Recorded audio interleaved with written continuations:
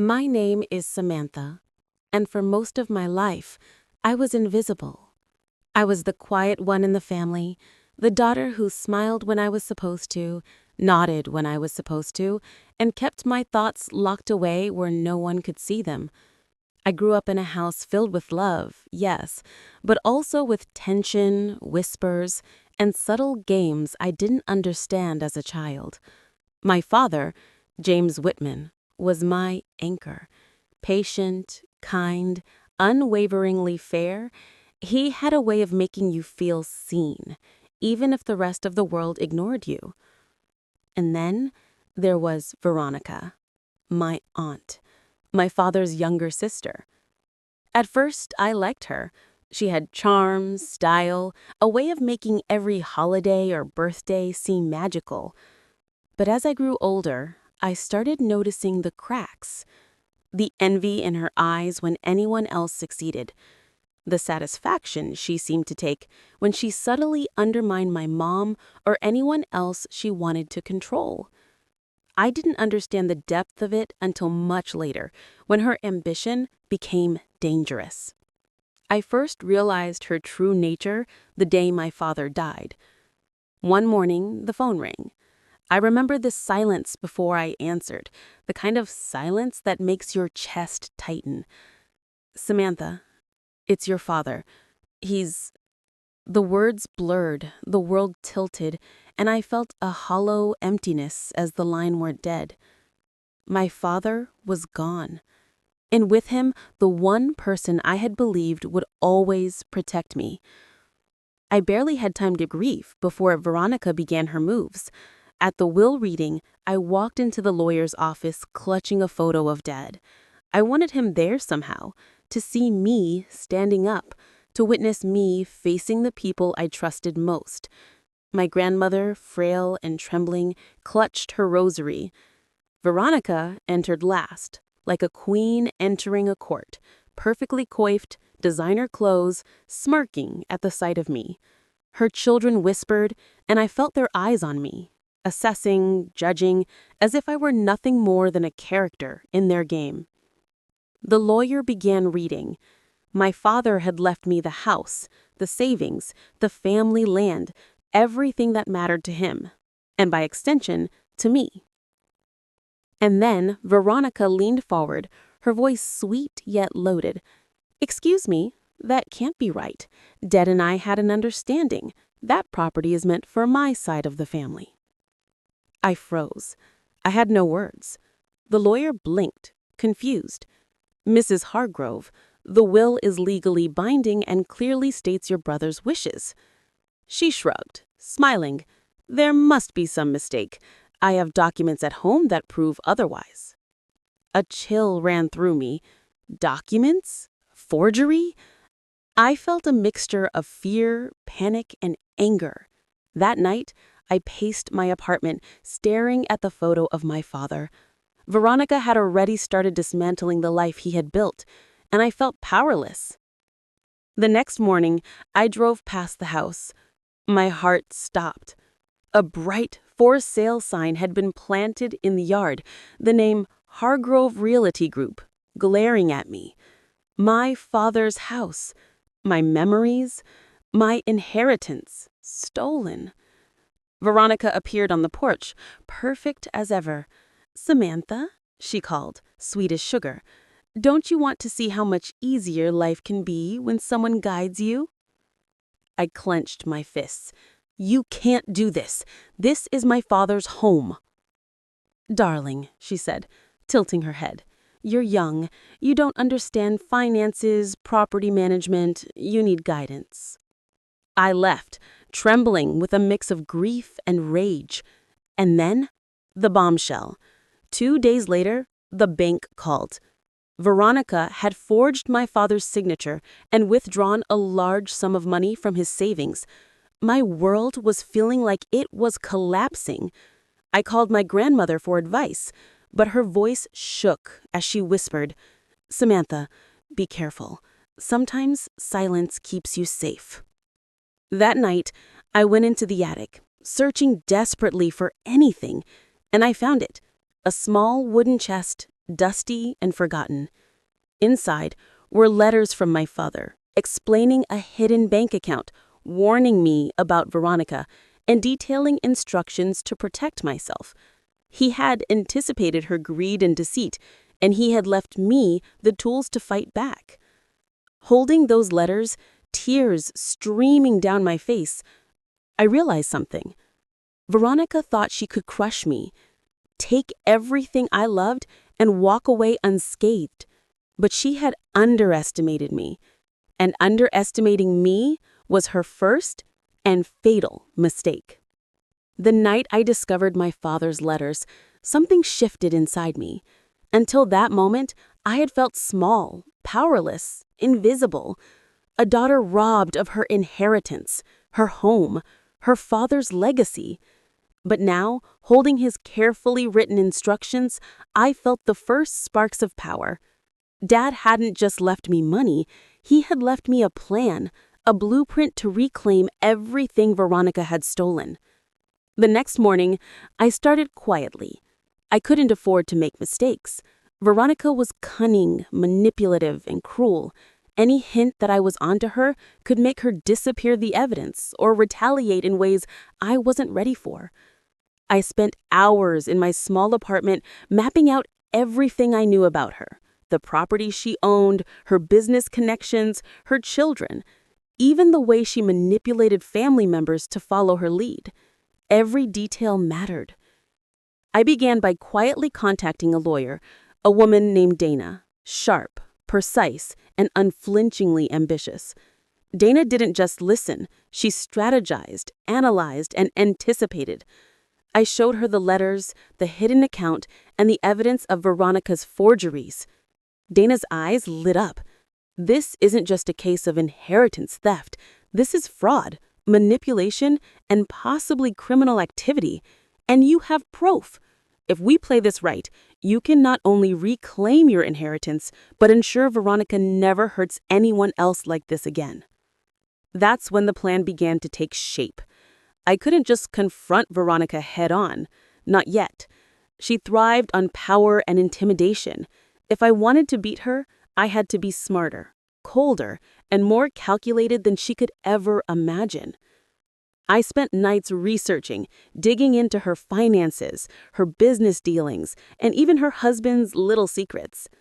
Every family dinner, every casual visit, I watched and listened, gathering intelligence. I started keeping a notebook. Everything Veronica said, every interaction, every little slip she made. One evening, I followed her car after a dinner at her friend's house. I didn't go too close. Veronica was careful, always looking like a model citizen. But I noticed subtle things. The way she met a man in a dark alley, exchanging an envelope with urgency. The way her children rolled their eyes at her orders, secretly defiant. Pieces of the puzzle were falling into place. Veronica's empire wasn't as untouchable as she thought. I also discovered cracks in her alliances. My cousins, her children, weren't completely loyal. Lena, her oldest, hated the way Veronica used fear to control her. I started planting subtle ideas, little hints that maybe their mother wasn't as untouchable as she believed. It was delicate, like handling a ticking bomb. One wrong word, and everything could explode. But Lena was smart, curious, and secretly wanted to break free. Then came the perfect moment. Veronica held a charity gala in the city, a big, glamorous event where she could show off her wealth, her power, and her influence. It was the perfect opportunity. I attended, under the guise of being indifferent, just another relative observing. But my mind was working overtime. Every smile, every laugh, every casual conversation was data. Every time she boasted about her business ventures, I made mental notes. Every glance at her husband, I noticed tension and secrets. By the end of the evening, I had a plan forming in my mind, a slow, strategic dismantling of her life. Step 1, legal strategy. Dana and I would ensure every account Veronica touched could be traced, documented, and used against her. Step 2, subtle family influence. I started reaching out to relatives quietly, planting seeds of doubt about Veronica's honesty and her manipulations. Step 3. Public exposure. Veronica thrived on appearances. If her reputation took a hit, it would weaken her power in ways money couldn't. The real challenge was patience. I had to let her make mistakes, continue her overconfidence, and reveal her weaknesses without realizing I was watching. Every interaction, every slip of her tongue was ammunition. I couldn't rush it. Veronica was dangerous, and the smallest error could backfire. One evening, as I was going through the letters again, I realized something else. My father hadn't just anticipated Veronica. He had trusted me to be cunning enough to finish what he had started. Reading his words, I felt a surge of clarity. That's when I began to execute the plan. I started small. Anonymous tips to her business partners, subtle hints to family members, discreet investigations into her finances. Every move was calculated to destabilize her slowly, to make her doubt her allies, to make her paranoid. And slowly, ever so slowly, I began to see cracks forming. Lena, my cousin, came to me one night, nervously. "Samantha, I can't stand how she treats us. She's cruel, but I don't know if I can go against her." I smiled gently, knowing I had already won her trust. You don't have to go against her directly. Just be honest with yourself. Watch carefully. Take notes. Let the truth show itself. Little by little, I felt the tide turning. Veronica's confidence wavered in subtle ways. A misplaced comment here, a forgotten document there. She started questioning her allies. And the more she stumbled, the more I realized revenge wasn't just about reclaiming my inheritance. It was about reclaiming my power, my dignity, and my father's legacy. By the end of that year, Veronica had begun to make mistakes in public, small but noticeable. She confronted me once, her eyes flashing with fury. "Samantha, don't think you're clever. You won't get away with this." I smiled politely. "I'm not trying to get away with anything, Aunt Veronica. I'm just, finally, playing the game fairly." She didn't understand. She never would, and that was exactly how I wanted it. The first real strike had to be precise. I knew Veronica would never make mistakes if she suspected I was onto her, but she wasn't infallible. Overconfidence had always been her weakness, and I planned to use it against her. Dana and I spent weeks analyzing every document, every transaction, every signature she had ever forged or manipulated. By the time we were ready, I had a complete dossier that would leave her exposed beyond repair. It started with the hidden bank account my father had left me. Veronica had no idea it existed, and it was untouched, secure, and untouchable. I quietly transferred a portion of the funds into a separate account, enough to quietly hire an investigator to gather proof of her fraudulent dealings. Within days, we had photographs, receipts, forged contracts, and emails that mapped her entire operation. Every lie, every manipulation, every stolen dollar was documented. The next step was subtle, an anonymous tip to her business partners. Veronica had always flaunted her connections, acting untouchable, untouchably wealthy, untouchably smart. The letter I sent, carefully worded, made them question everything. "Are you sure you know where her money comes from? Have you seen the contracts she's signing?" I never signed my name. I didn't have to. The seed of doubt was enough. It worked faster than I could have imagined. Within days, her partners began double-checking her paperwork, calling auditors, asking questions she hadn't anticipated. Veronica's confidence, her carefully constructed empire, began to tremble. I watched from the sidelines, pretending indifference, but inside, I was thrilled. Then came the family confrontation. Veronica, sensing the walls closing in, tried to intimidate me publicly during a holiday gathering. Samantha, I know what you've been doing. You think you can take me down? You're just a child, a naive little girl. I smiled, keeping my voice calm. I'm no child, Aunt Veronica. I'm just finally protecting what was always mine. Her children, Lena and Max, watched quietly. Lena's eyes were wide, her loyalty visibly shifting. Max, younger and more impressionable, looked confused, unsure which side to take. Veronica's smirk faltered for the first time. She hadn't anticipated that I had allies inside her own family. Over the next few weeks, the legal process began. Dana filed motions, submitted evidence, and challenged every fraudulent action Veronica had taken. The court hearings were intense. Veronica's smug, confident demeanor started cracking as the evidence stacked up against her. Every time the judge examined a document, her panic grew.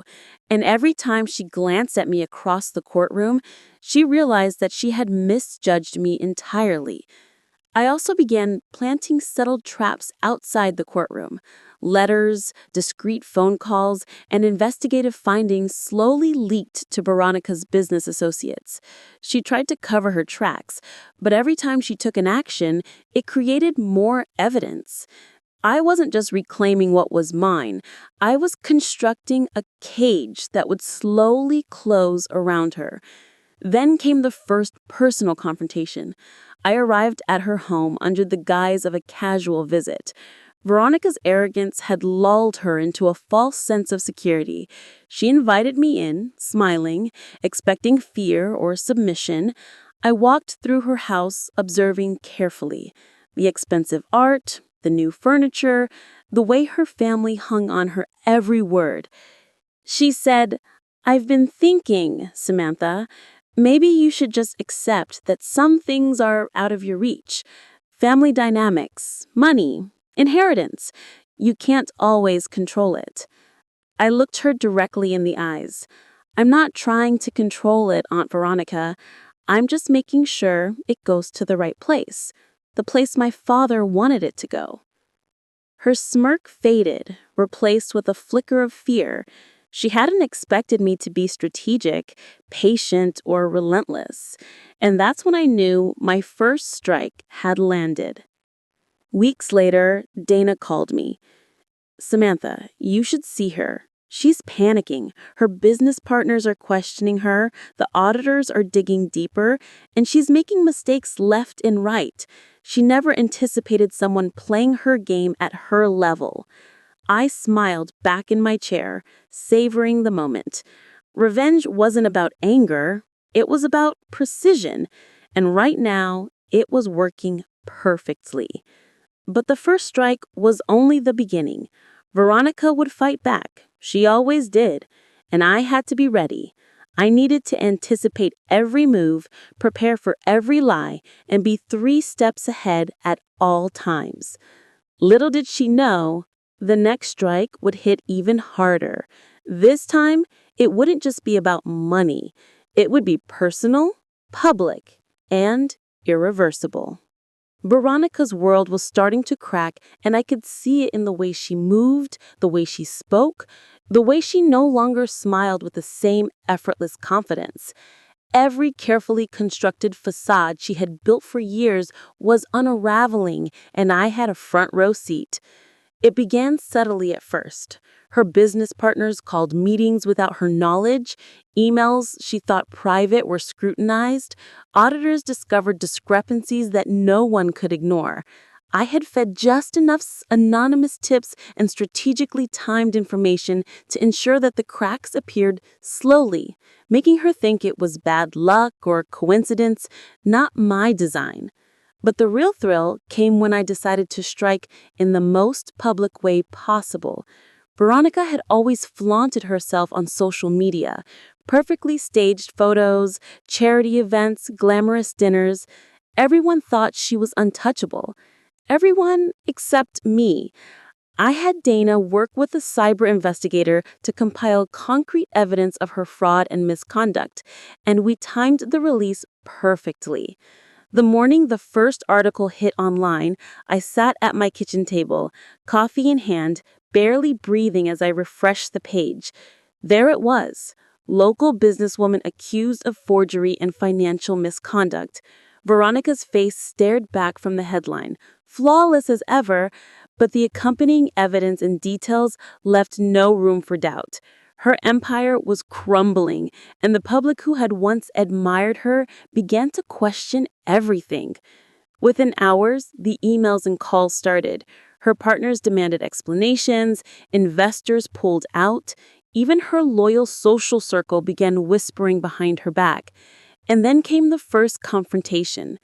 Her husband, who had always been in the background, finally confronted her. "You've gone too far," he hissed. All of this, it's not just about money anymore. People are talking. We're going to lose everything, and you can't blame anyone else." Veronica's face twisted, a mixture of anger and fear. "It's not my fault. It's Samantha. That girl is everywhere undermining me." I smiled quietly to myself, knowing that she had finally realized the truth. She had underestimated me from the beginning, and now every action she took only played into my hands. Next, I turned my attention to the family. Veronica's children, Lena and Max, had been my subtle allies from the beginning, uncertain and fearful, but gradually gaining courage. I nurtured that trust carefully. One evening, Lena approached me in the garden behind our parents' old house, her voice barely above a whisper. "Samantha, I can't do this anymore. Mom, she's dangerous, and I don't want to be part of it. I want to help you." I took her hand gently, feeling a surge of pride and determination.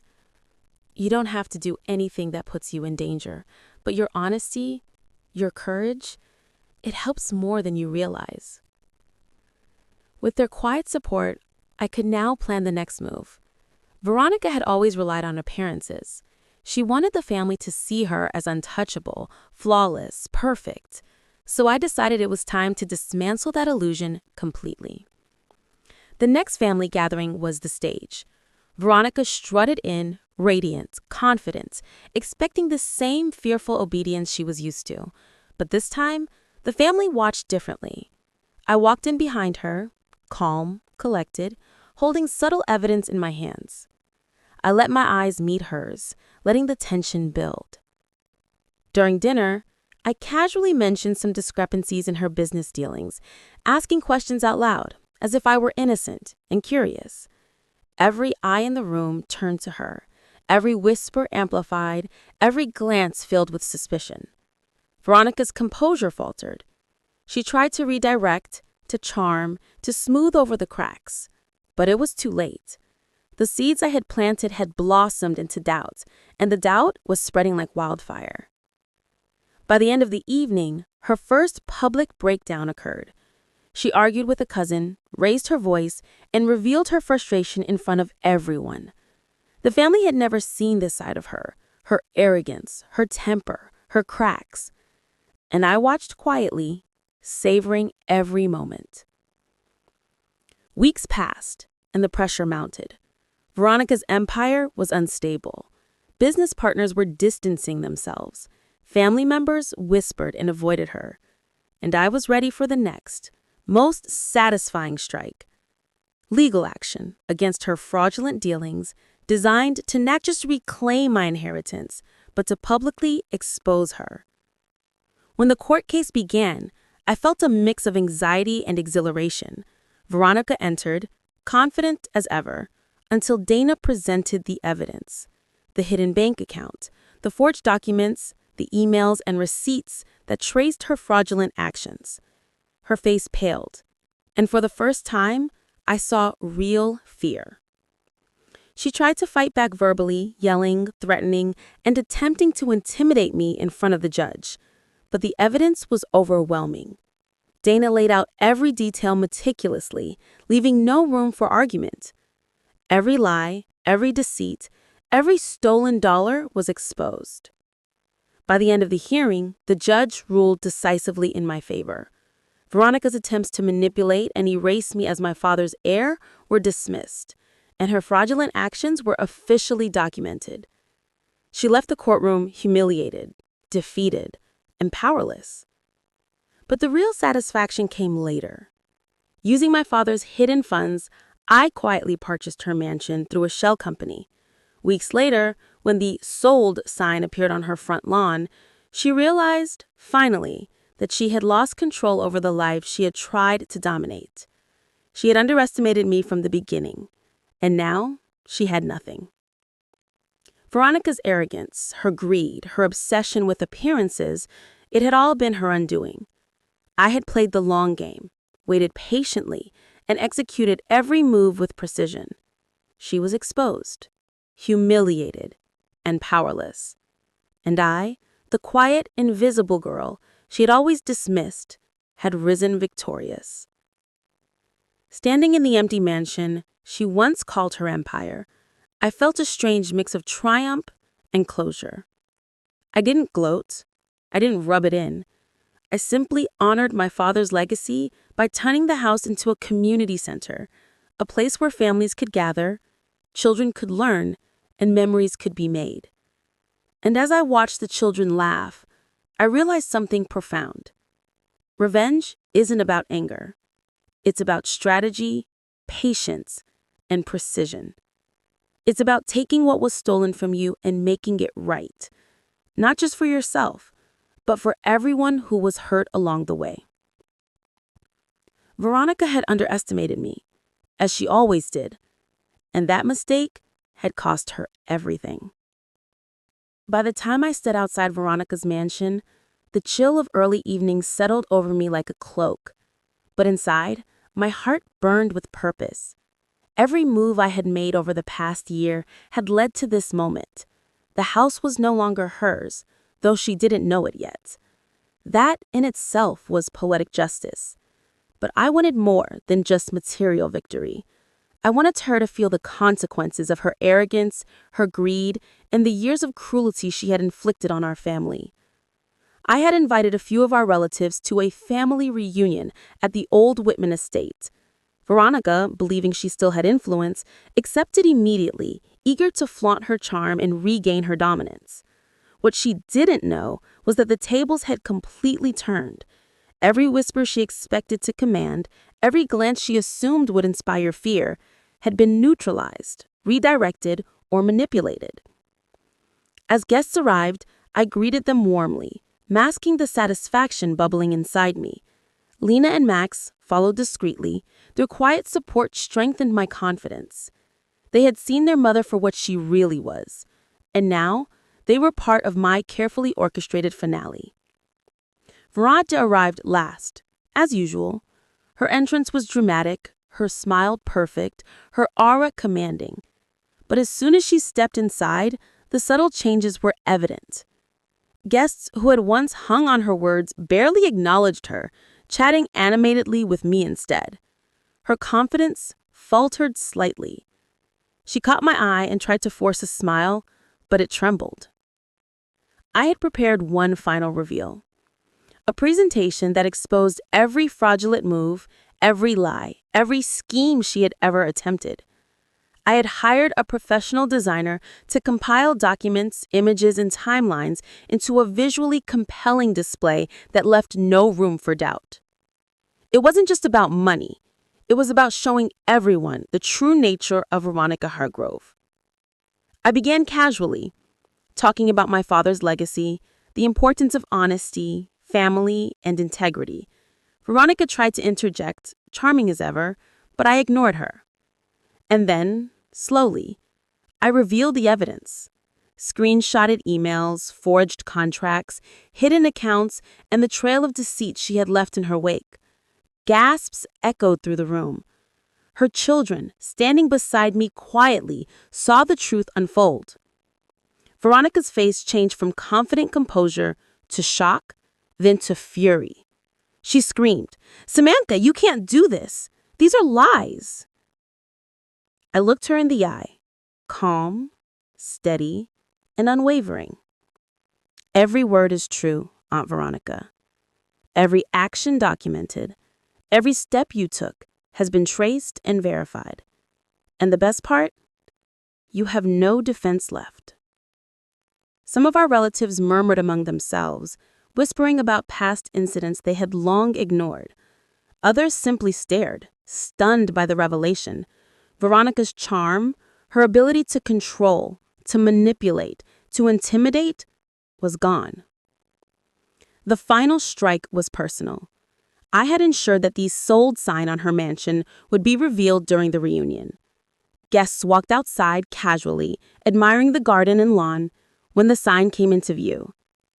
Veronica froze. Her empire, her grand stage, the symbol of her power and wealth, was no longer hers. The house, the land, the legacy she thought she controlled had been quietly transferred to the community center project I had set up. Her children finally spoke. Lena and Max. "Mom, it's over." Lena said, her voice trembling, but firm. "We've seen the truth." Max nodded. "We're not going to let this define us anymore.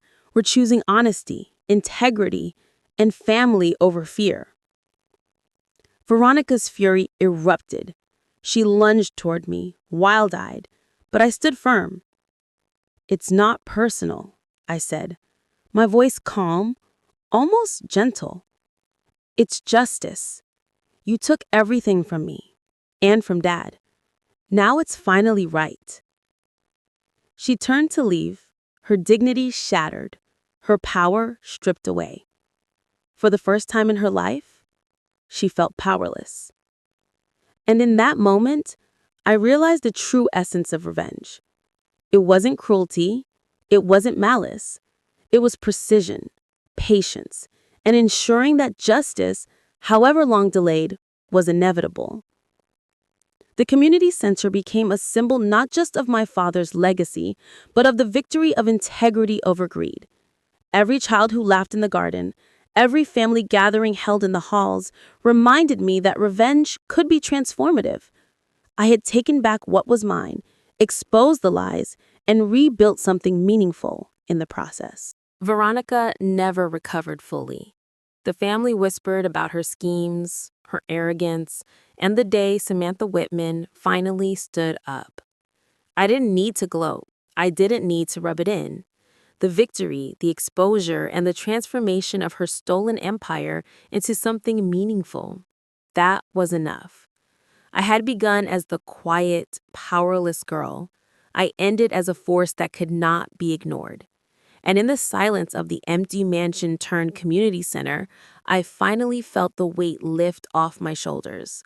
I had reclaimed not just an inheritance, but a legacy, a voice, and the truth. The weeks after the family reunion were surreal.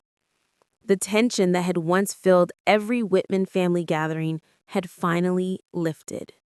Veronica was no longer the puppeteer she had always been, but the echoes of her arrogance lingered.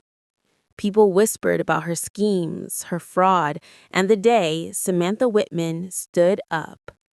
It was strange to feel victorious, yet oddly empty. I spent mornings at the community center, walking through the halls, observing children laughing, parents chatting, and families reconnecting. The house that had once been a symbol of greed and control was now alive with life, hope, and laughter. It was beautiful, and it was mine, in a way that Veronica could never understand. This was the true inheritance my father had left me, the ability to turn loss and betrayal into something meaningful. Veronica, of course, did not accept her defeat gracefully. She tried every tactic she could think of: slander, legal appeals, public statements, but by then her credibility was gone. The documents, the evidence, the eyewitness accounts, everything pointed to a pattern of deceit she could no longer hide. Friends she had relied on abandoned her. Investors pulled out entirely. Even her most loyal employees questioned her loyalty and competence. And then came the moment that surprised me the most. Lena and Max approached me one afternoon, a quiet determination in their eyes.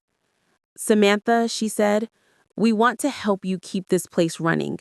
We don't want to be part of her world anymore. We want to be part of something real." I felt a lump in my throat.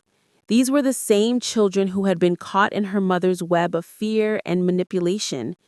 To see them choosing truth, integrity, and family over blind loyalty was powerful beyond words. "I didn't want you to feel like you're trapped," I said gently. "This is your choice. You can help or you can walk away. But whatever you choose, you're doing it honestly." They chose to stay. And slowly, over the next months, they became invaluable allies, not just in managing the center, but in rebuilding the family's fractured trust. Every smile, every small act of responsibility, every word of encouragement reminded me that revenge, when tempered with justice, could transform lives. Veronica, of course, did not accept her defeat gracefully. She tried every tactic she could think of: slander, legal appeals, public statements. But by then, her credibility was gone. The documents, the evidence, the eyewitness accounts, everything pointed to a pattern of deceit she could no longer hide. Friends she had relied on abandoned her. Investors pulled out entirely. Even her most loyal employees questioned her loyalty and competence. And then came the moment that surprised me the most. Lena and Max approached me one afternoon, a quiet determination in their eyes. "Samantha," she said, "I found something Mom has been hiding for years. You need to see this." My heart skipped. I asked what it was, my mind racing. She said, "Files, letters, and documents, hidden in her old office. I don't understand it all yet, but it's big." I told her to stay calm and meet me the next morning. Sleep didn't come easily that night. I had thought Veronica's deception had been laid bare, her power broken, but Lena's words hinted at a deeper game I hadn't anticipated. The next day, we went to Veronica's office. She unlocked a drawer she had never opened before, and inside were folders, neatly labeled but carefully concealed. I flipped through the first folder and nearly dropped it in shock. It contained documents showing that Veronica had secretly manipulated not just our family inheritance, but financial dealings that implicated other relatives. She had been siphoning money, hiding assets, and even threatening distant family members to maintain control. But the most devastating revelation came in a stack of letters from Dad, letters I hadn't seen before. He had known about some of Veronica's long-term manipulations, the subtle poison she had been spreading throughout the family, and he had left instructions that extended far beyond the inheritance. Veronica hadn't just stolen from me, she had tried to poison our entire family's trust, their relationships, and even their reputations. I felt a mix of rage and sorrow. Rage for the deception, sorrow for the years of manipulation my family had endured unknowingly. And then I realized this was the moment for the final, decisive strike. I didn't act impulsively. I planned. Every family member who had been affected, even indirectly, had to see the truth for themselves. I scheduled a private family meeting at the community center, inviting everyone from both sides: the Whitmans, the distant cousins, even relatives who had been estranged because of Veronica's influence. When they arrived, I could feel the tension. Veronica tried to enter, hoping to intimidate, but this time she was hesitant. She had lost her allies, her reputation was shattered, and she knew I held the power. I began with a calm introduction, speaking slowly, deliberately. "There's something you all need to know, something that explains a lot of what's happened over the years and the decisions that have hurt our family." I revealed the folders, the documents, the letters, piece by piece. The room grew silent. Gasps echoed. Faces paled. And in that moment, I saw something I hadn't expected. Veronica's children, her own family, looked at her not with fear, but with shock and disbelief. "She lied to us," Lena said quietly, tears in her eyes. "All these years, she manipulated us, lied to us, controlled everything." Max nodded. "I can't believe it. We didn't know. We trusted her." Veronica's fury was palpable, but no one listened anymore. The family had finally seen her for what she truly was. And then came the final piece, a confession letter I had staged to be discovered in one of the folders. It was written in Veronica's hand, but drafted carefully with evidence we had collected. It detailed years of manipulation, forgery, and deceit, leaving no room for denial. The silence was deafening, and then slowly, the room erupted, not with anger, but with judgment. Relatives whispered among themselves, shaking their heads in disbelief. Veronica tried to speak, to charm, to deny, but no one would listen. Her empire, her manipulation, her carefully constructed persona had been destroyed utterly. I felt a profound sense of closure. It wasn't about revenge anymore. It was about truth, justice, and exposing the depth of betrayal. Veronica had underestimated me in every possible way. She had thought that by hiding her schemes, intimidating the family, and manipulating appearances, she could control everything. But the truth always finds a way to surface. And this time, it had been revealed through patience, strategy, and unwavering determination. Standing in the center of that room, surrounded by family who had been silenced for years, I realized something important. Revenge is not only about punishment. It is about reclaiming what was stolen, exposing lies, and ensuring that justice prevails. Veronica had taken everything from me, my inheritance, my peace, my father's legacy, but in the end, she had also revealed the true power I had within myself. By the time the meeting ended, Veronica had slunk away, defeated, humiliated, and alone. Her lies were exposed, her manipulations laid bare, and her influence destroyed forever. And for the first time in my life, I felt the quiet satisfaction of true victory. Not through violence, not through anger, but through strategy, patience, and relentless pursuit of justice. The family gathered around me afterward, thanking me for revealing the truth. Lena and Max hugged me tightly, their loyalty finally genuine and untainted by fear. And in that moment, I realized I hadn't just avenged myself. I had healed my family, restored what was lost, and honored my father's memory in a way Veronica could never understand. The days after the final revelation were surreal. The tension that had gripped our family for years slowly dissolved, replaced by an unfamiliar sense of calm. Veronica had retreated entirely from the family's life, her arrogance and manipulations leaving her isolated and powerless. The empire she had spent decades building on lies, intimidation, and fear was gone. I spent my mornings at the community center, which had now become the beating heart of our family legacy.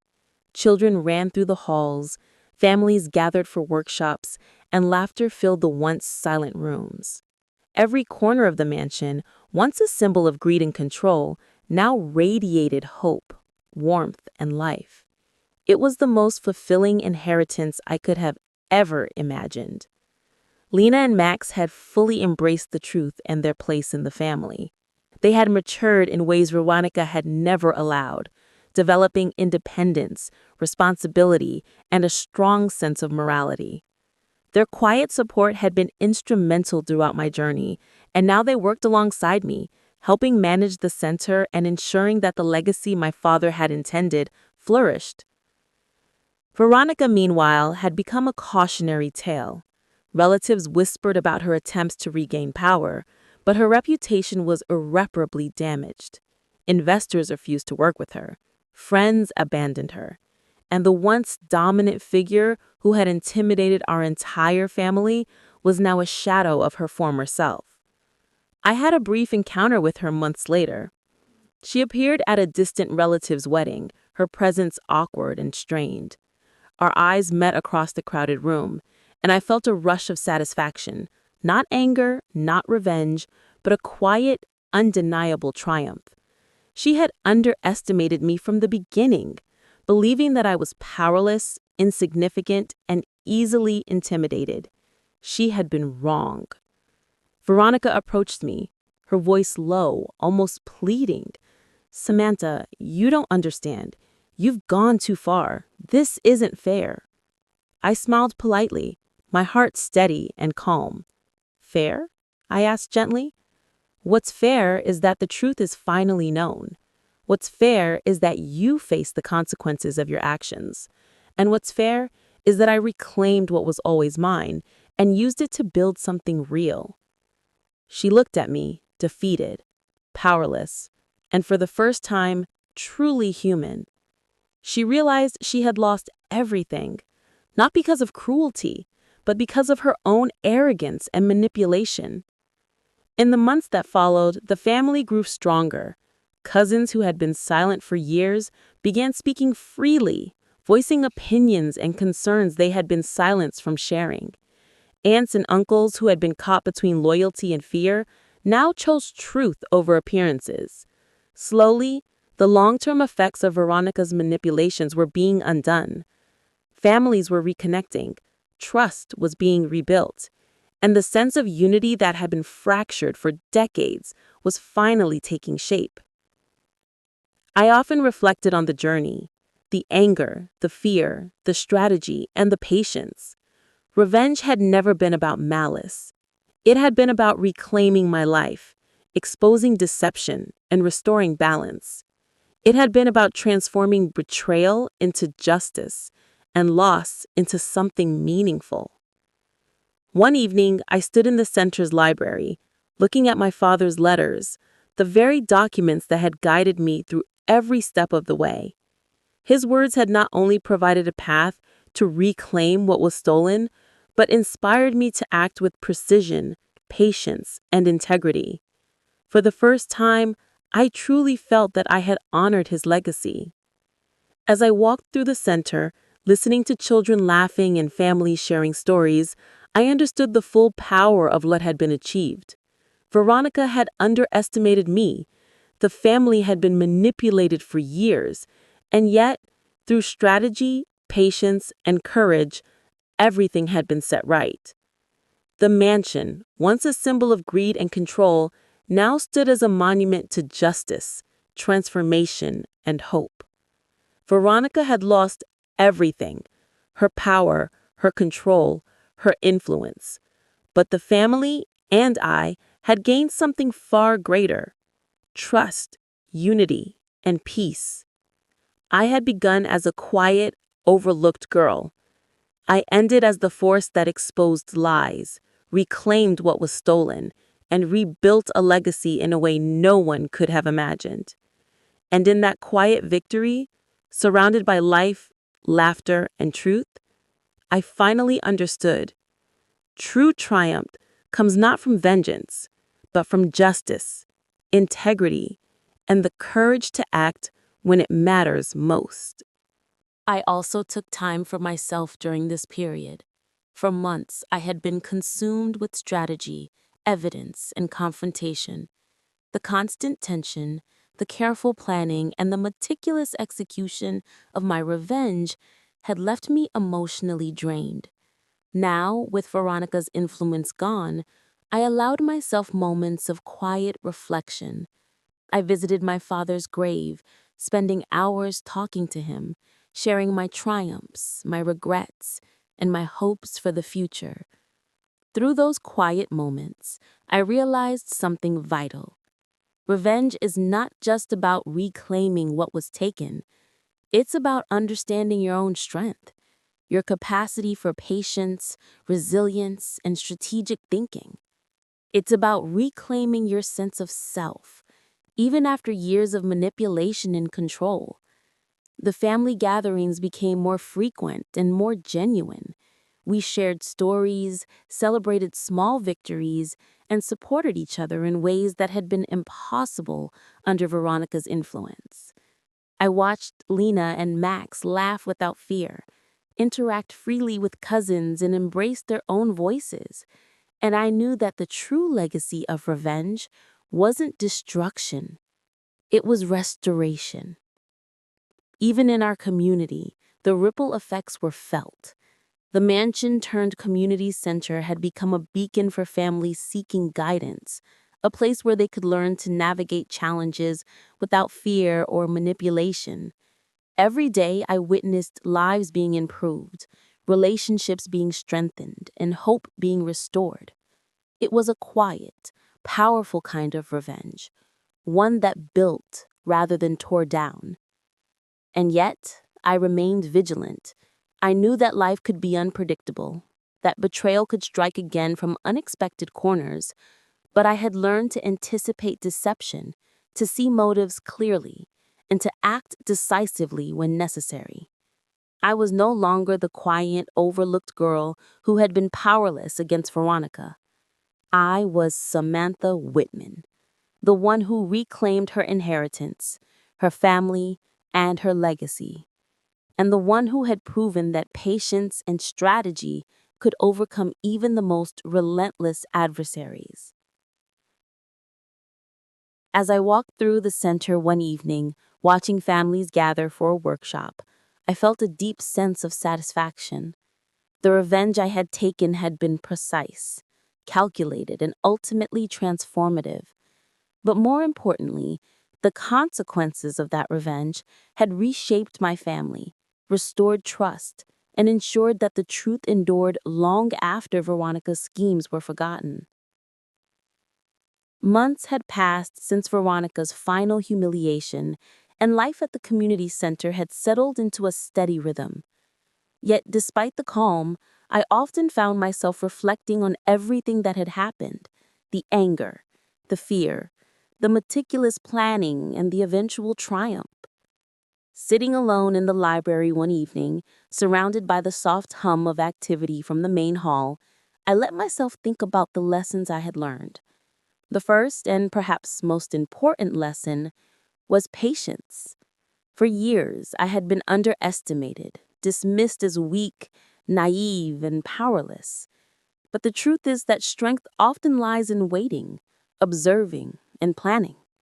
Every move Veronica had made, every lie she had spun, every moment of manipulation had been recorded, cataloged, and stored in my mind, like pieces on a chessboard. I had learned to wait for the perfect moment to act, to turn every disadvantage into an opportunity. The second lesson was strategy. Revenge isn't impulsive. It's not about anger or spite. It's about precision. It's about understanding your enemy, predicting their moves, and ensuring that every step you take has an impact. When I first discovered Veronica's schemes, it would have been easy to react emotionally, to lash out and risk everything. But instead, I planned, I documented, and I executed carefully. By the time Veronica realized what was happening, she was already defeated, both publicly and privately. The third lesson was integrity. Even though my actions were driven by revenge, they were always grounded in truth and justice. I didn't fabricate lies to hurt Veronica. I exposed what was already there. I reclaimed what was stolen and used it to build something meaningful, something that benefited not just me, but the entire family and community. True power, I realized, lies not in destruction, but in transformation. I also reflected on the family. For years, Veronica had poisoned our relationships, instilling fear, jealousy, and mistrust. Her fall allowed us to rebuild, not just in terms of inheritance and property, but emotionally. Cousins spoke freely, children grew up in an environment of honesty, and the once fractured family began to heal.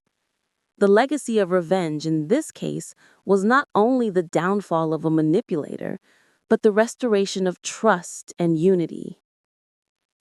And yet, there was a quiet sadness. Revenge, even when justified, carries weight. I had spent months consumed with strategy and execution, with little time for myself, little time to process emotions that had been bottled up for years. Now that the storm had passed, I sometimes felt the absence of those intense moments, the adrenaline, the anticipation, the focus that had defined me. But that absence was peaceful, a sign that the work was done. I thought about Veronica occasionally. She existed on the periphery of my life, a shadow of the person she once was. I didn't hate her, and I didn't fear her. The lesson she had taught me, albeit through pain and betrayal, was invaluable. Her arrogance, her greed, her underestimation of me had forced me to rise, to strategize, and to claim my power. Sitting in the quiet of the library, I realized that revenge had been a teacher as much as it had been a weapon. It had taught me resilience, courage, and the importance of justice. It had shown me the strength of patience, the precision of strategy, and the impact of transforming harm into positive change. And most importantly, it had reaffirmed that I was capable of far more than I had ever imagined. The community center became a living testament to these lessons.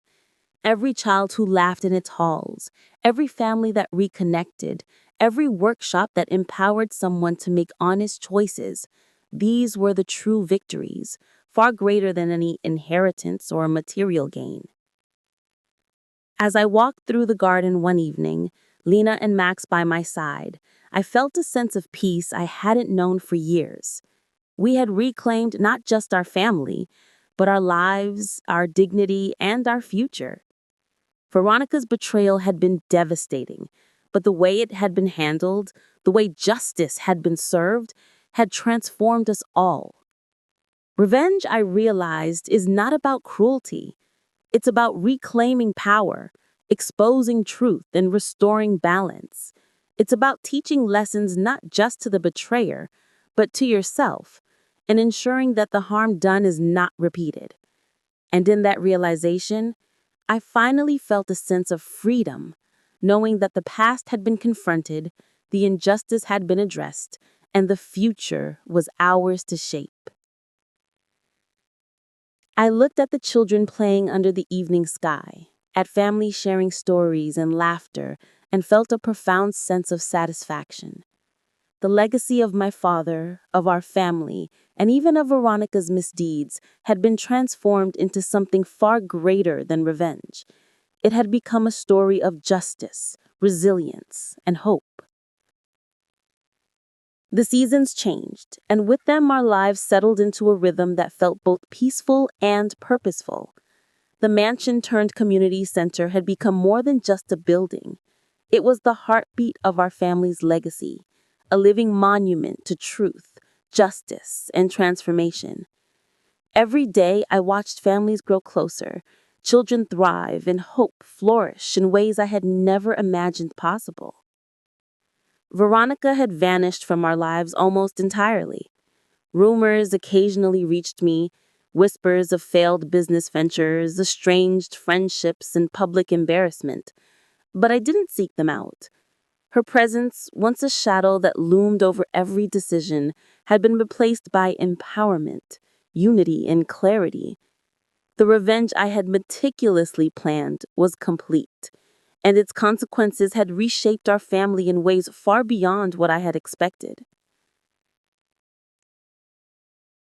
Lena and Max had grown into remarkable young adults. They had learned lessons no school could teach, lessons of integrity, courage, and resilience. Their loyalty was no longer driven by fear or manipulation, but by trust and shared purpose.